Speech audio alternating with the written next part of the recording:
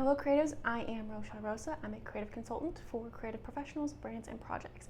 And for the month of September, I have been doing a 30 videos in 30 days challenge where I am doing a 5-minute video about how to break into creative careers every single day.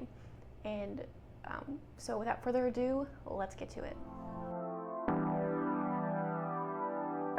So in today's video, we are going to continue the theme of what college doesn't teach you about creative careers. And today specifically, we're going to be talking about what college doesn't teach you about graphic design.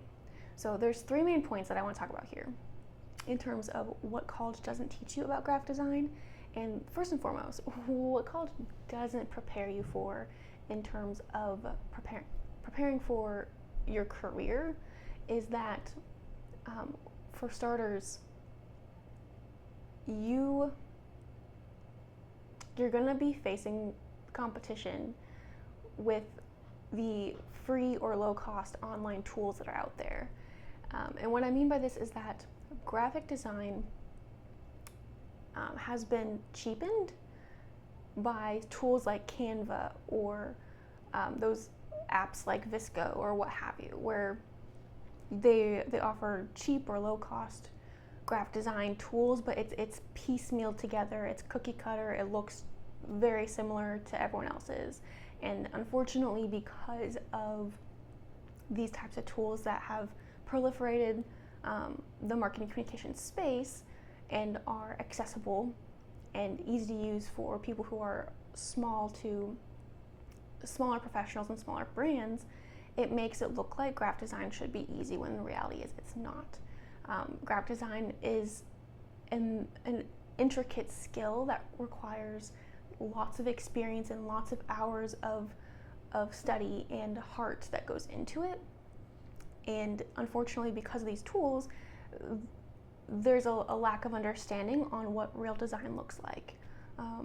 Especially when it comes to branding and marketing, there's a cohesiveness that needs to happen that those cheap online tools can't always provide, and the level of elevated design that's needed for a lot of projects simply cannot be satisfied with those tools, and which is why you would need a graphic designer, because they have the knowledge, they have the skill sets, they have a holistic view on how to create the collateral from branding to marketing design to website design and what have you. They can create the assets needed to put those together, which can't be done necessarily with some of those tools. There's going to be gaps that those tools cannot serve.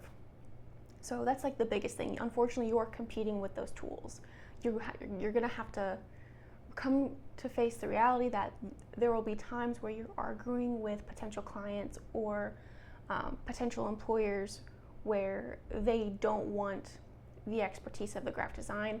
They want to use those tools because it seems cheaper, it seems more cost effective, it maybe cut down on time for certain reasons. So there's a lack of understanding there.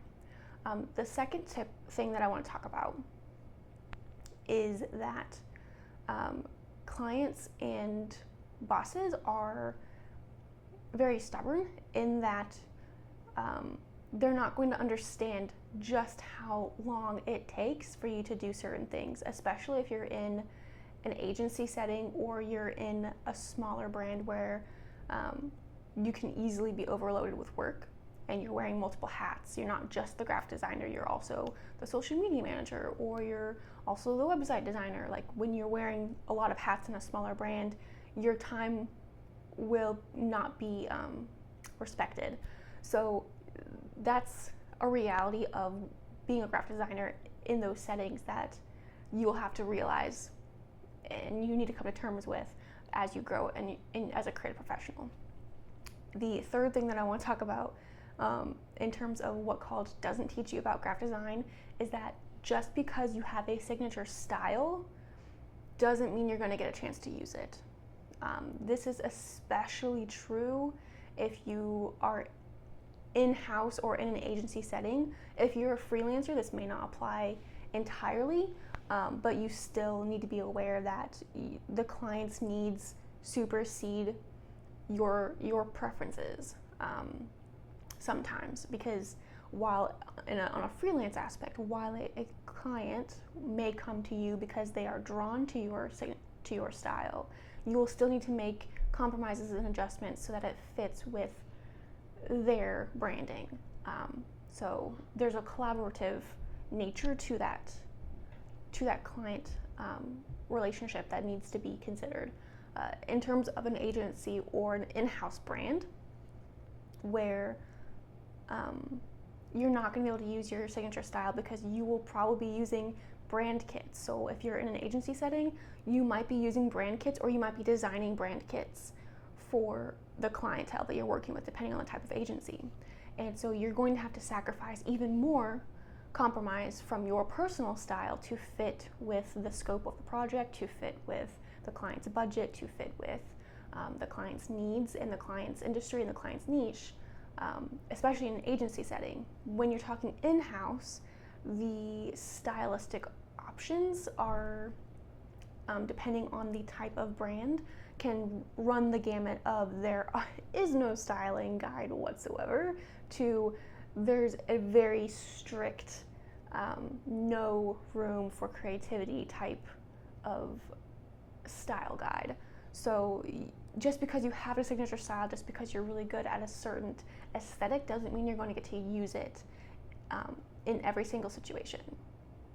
This type of stuff is really important for you to understand in order to learn where you're going in terms of your career as a graphic designer. So with that said, that's all I have for now. I will see you in the next video.